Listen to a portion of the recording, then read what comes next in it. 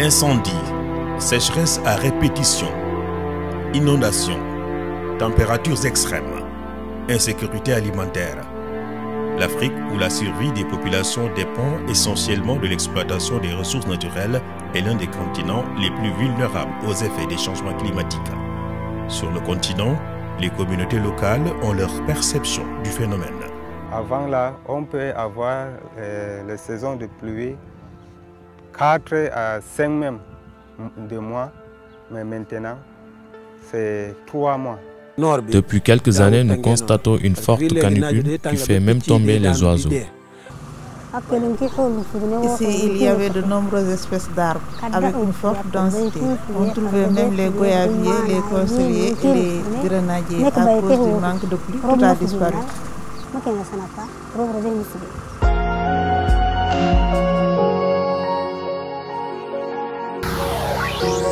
Une multitude d'initiatives de résilience sont en cours à diverses échelles et dans des secteurs différents. Partant de ce constat, aujourd'hui, il s'agit de bâtir des stratégies nationales et régionales cohérentes pour une résilience efficace des populations. L'agroécologie va porter pour la population dans le sens où on n'aura pas besoin d'aide externe. Ils vont vraiment utiliser ce qui se fait déjà, ce qu'ils ont déjà à la disposition. Autour d'eux, donc utiliser tout ce qui est compost, utiliser ce qui est déjà disponible au sein de leur environnement. C'est dans cet élan que le PNUD, à travers le programme de microfinancement du Fonds pour l'environnement mondial, PMFM et SOS Sahel, exécute des projets dans 7 pays. Le Sénégal, le Mali, le Niger, le Burkina Faso, le Cameroun, l'Éthiopie et Djibouti.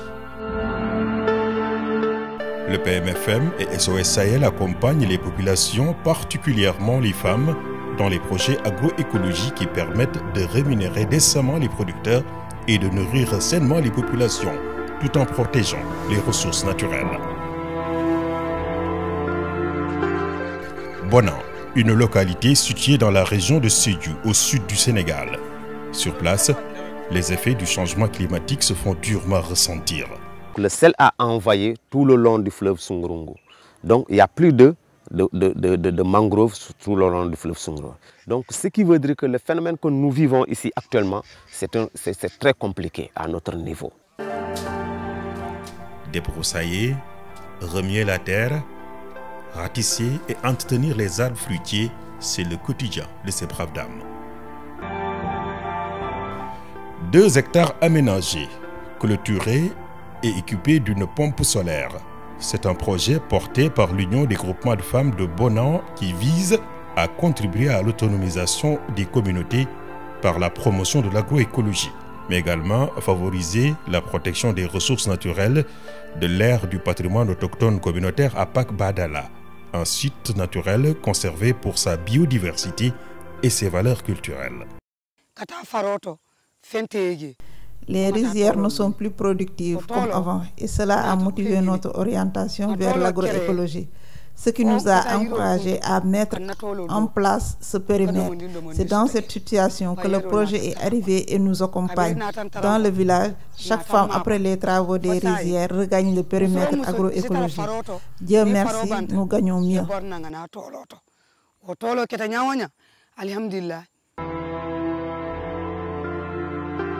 120 000 hectares de forêt. Nous sommes dans la réserve communautaire de Boundou, située dans la région de Tambacounda au Sénégal. Une forêt très fragile, soumise à de fortes pressions, tant d'origine humaine que naturelle. Aujourd'hui, un comité de gestion a été mis en place pour la valorisation et l'exploitation efficiente des ressources forestières. Donc le PMFM, donc, avec les Nations Unies, a permis à allouer un financement pour les femmes donc, de la réserve du Boundou dans le cadre de la fédération de GIE.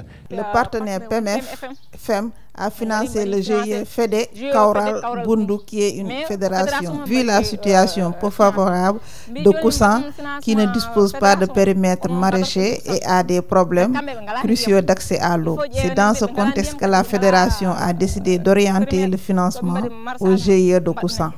Les activités menées sont entre autres le développement de partenariats, l'acquisition et la distribution d'intrants et de petits matériels de maraîchage, la formation technique de pépinière agroécologie, la sécurisation d'un site de production agroécologique, 450 hectares mis en défense pour sauver ce qui reste de leur forêt. C'est la saison sèche, période par excellence des feux de brousse. L'ouverture des pare-feux est l'activité prioritaire. Nous sommes à Dawadi, un village situé dans le département de Koussanar au Sénégal. La mise en défense pendant 7 ans a permis de restaurer cette forêt. Si ce n'était pas ça, elle n'existerait jamais parce qu'elle était presque vide. En 2005, un comité intervillageois de développement a été créé en vue de lutter contre la dégradation de l'environnement et surtout la préservation des ressources naturelles. Le GIE Mabokunda de Dawadi, membre actif de ce comité, a bénéficié de l'accompagnement du PMFM et de SOS Sahel. Auparavant, nous exploitons abusivement la forêt, mais depuis plus de 2 ans, nous nous sommes orientés vers le jardinage. Cette activité nous permet d'avoir une bonne alimentation et de commercialiser pour alimenter notre caisse d'épargne. La mangue, une filière très dynamique. Depuis quelques années, les producteurs font face à la mouche des fruits qui ravage l'essentiel des productions. C'est la mouche des fruits qui attaque toutes nos productions de mangue. Elle pique les fruits et pond. Ces œufs vont éclore et les larves deviennent des mouches. C'est un cycle continu de telle sorte que si les mangues sont mûres, on ne récolte pratiquement rien. Elles sont toujours infestées de larves. Afin de faire face à ce fléau, le projet PMFM et SOS Sahel accompagnent les producteurs. De tous les financements que nous avions bénéficiés, c'est celui du PMFM et SOS Sahel qui a eu une telle ampleur en termes de résultats, mais n'empêche, nous cherchons d'autres partenaires pour intensifier la lutte. Au-delà du combat contre la mouche des fruits, l'accès à l'eau est aussi un parcours du combattant. Le projet appuie les producteurs à consommer moins d'eau pour faire pousser les plantes. Ils ont utilisé un produit bio qu'on appelle le polyterre pour essayer de lutter contre. Voyez-vous, c'est complètement à sec. Nous sommes restés plusieurs jours sans arroser. Cela est possible grâce au polyterre. La plante peut rester 2 à 3 jours sans être arrosée et conserver la fraîcheur. Djibouti, l'un des pays d'Afrique les plus vulnérables aux effets du changement climatique et de facto les plus exposés aux catastrophes naturelles. Terres arides et peu fertiles avec un accès limité à l'eau. Malgré cette situation écologique peu favorable, l'agroécologie s'offre en opportunité. L'accent est beaucoup mis sur l'agriculture et l'agroécologie à Djibouti. Et avec tout ce qui se passe, les changements climatiques, on essaie d'encourager les agriculteurs à essayer de prendre soin de l'environnement, d'utiliser l'environnement justement pour produire l'agriculture dont ils sont en charge. L'expérience porte sur des périmètres comme support d'éducation à l'environnement et au développement durable, particulièrement sur l'agroécologie. Les résultats obtenus jusque-là sont plus que convaincants. Ces femmes que vous avez vues aujourd'hui travaillent en étroite collaboration avec la communauté éducative de Randa, de l'école de Randa. Et elles y contribuent notamment au renforcement de la qualité des plats à la cantine scolaire à travers les activités qu'elles initient. Donc, mais aussi, elles apprennent à travers leur formation qu'elles suivent, elles montrent à leurs enfants à se conduire plus respectueux de toutes ces plantes, de tous ces arbres. Nous avons bénéficié de formations sur le jardinage, c'est-à-dire les techniques de culture, comment faire la différence entre les variétés locales et exotiques, et beaucoup d'autres choses sur les plantes et les sols. L'engagement communautaire est à la base de cette réussite fulgurante. Ces projets, donc, c'est composé vraiment de 2 volets. Un volet de construction, un volet de formation, donc renforcement des capacités des femmes de Randa. On est parti d'une perspective vraiment participative. Vraiment. Il y avait toute la communauté qui était impliquée, donc surtout les femmes. À Dikil, l'approche participative est un facteur essentiel dans la mise en œuvre. Des activités telles que la mise en place de clubs éco-environnement, la redynamisation des associations des parents d'élèves et par la suite des formations ludiques à l'intention de la population, des communautés vivantes autour de l'école, mais aussi à l'intention des enfants qui sont un vecteur de transmission d'informations. Maroua, chef-lieu de la région de l'extrême nord du Cameroun. Aujourd'hui, la tendance environnementale et de développement durable semble irréversible. Le FEM et son partenaire SOS s'emploient à renforcer la résilience socio-économique des communautés vulnérables en mettant en pratique l'agroécologie. Ce champ est mis en place pour lutter contre le changement climatique parce qu'il permet de redynamiser la biodiversité et puis protéger même le sol. Ça permet de régénérer aussi les couverts végétaux. Et l'autre aspect, c'est l'aspect économique parce que l'exploitation de ce champ va permettre à la communauté de bénéficier des retombées de ce projet. Tous les Nîmes. Et à partir des graines de Nîmes, on peut donc faire extraire de l'huile qui sera vendue. Et c'est une huile qui est prisée, qui a aussi des vertus médicinales pharmaceutiques. Nous avons comme le moringa, on peut le vendre.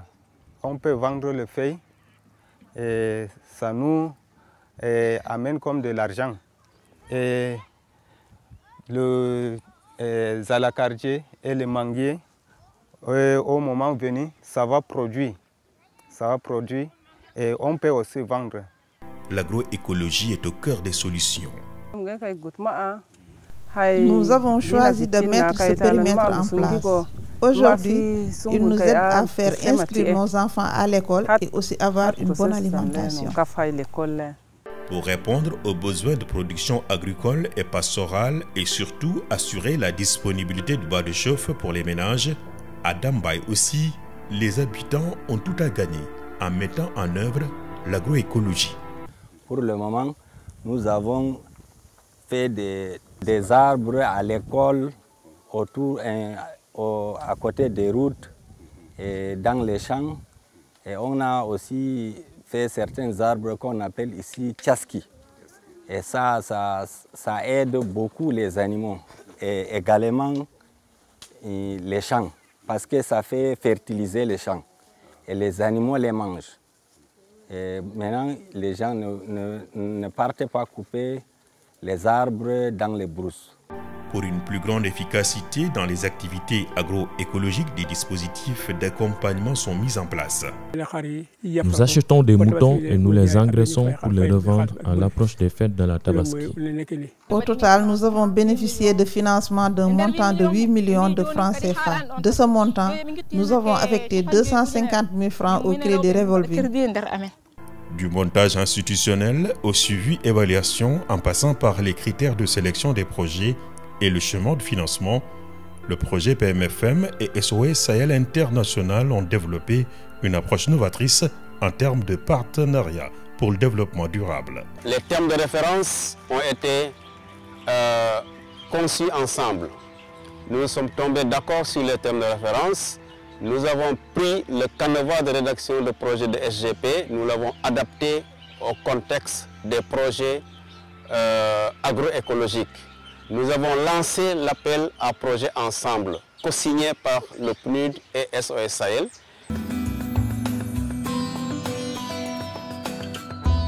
On essaye de réfléchir aux meilleurs projets et de les orienter du mieux qu'on peut dans cette direction de l'agroécologie.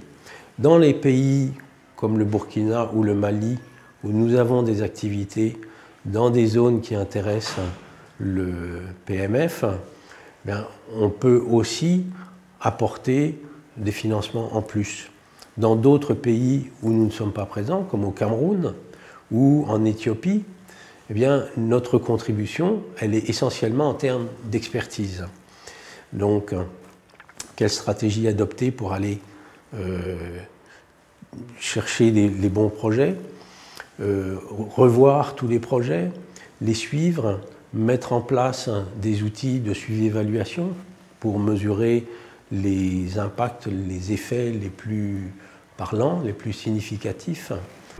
Par l'approche de mise en œuvre, le projet PMFM et SOS Sahel nécessitent une valorisation et un partage d'expérience. L'objectif, c'est d'abord de leur permettre d'apprendre de leur pratique, de tirer des enseignements de ce qu'ils sont en train de mettre et de pouvoir partager avec les autres sur leur stratégie développée pour lutter contre les conséquences des changements climatiques. Et comme on le sait aujourd'hui, nous sommes à la recherche de solutions qui permettent aux producteurs à la base de pouvoir répondre aux défis auxquels ils sont confrontés dans leur terroir. L'autre objectif, c'était de créer les conditions d'échange et de partage sur les bonnes pratiques de gestion des savoirs. Parce que dans le domaine du développement, la dimension apprentissage est extrêmement importante.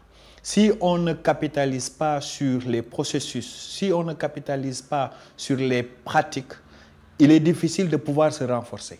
Et cette initiative de capitalisation avait justement, entre autres, pour objectif de favoriser les conditions d'apprentissage de ces bénéficiaires des programmes de micro-subventions en collaboration avec SOS Sahel.